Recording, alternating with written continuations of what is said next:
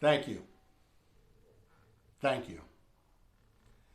Mr. Speaker, Mr. Vice President, members of Congress, my fellow Americans. I wish I could be here today under different circumstances. Certainly there are a great many other things regarding our country that we should be discussing, but I realize that's not possible now. As you know, my former chief of staff has implicated me in a scandal involving First Liberty Savings and Loan.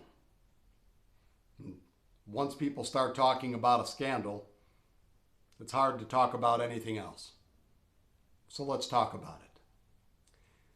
Bob Alexander has accused me of, let me read this to make sure I get it right,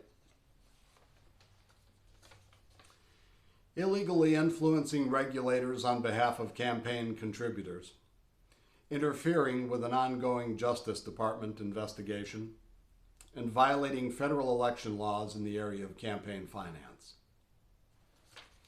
Let's get right to the guts of it. Every one of these charges is absolutely true. I'm president, and the buck stops here, as they say, with me. So I take full responsibility for every one of my illegal actions. But that's not the whole story, and I think you all are entitled to the whole truth.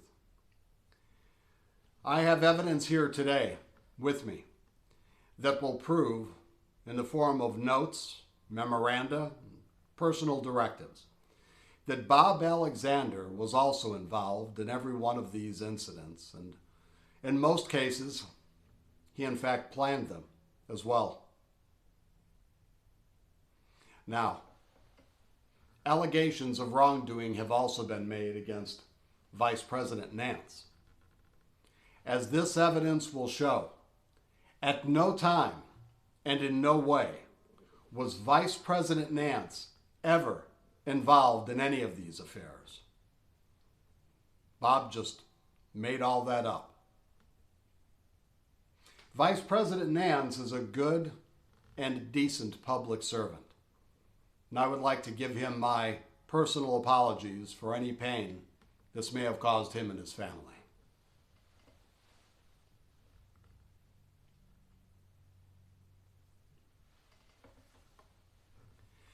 While we're on the subject of apologies, I would like to apologize to the American people.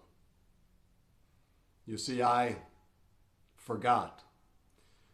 You hired me to do a job, and it was a temp job at that.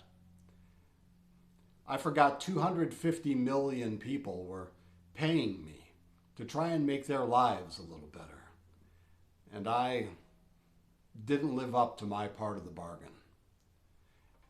You see, you all have a right to expect certain things of your president.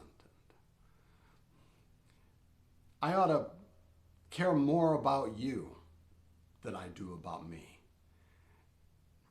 I ought to care more about what's right than I do about what's popular. And I ought to be willing to give up this whole thing for something I believe in. Because if I won't,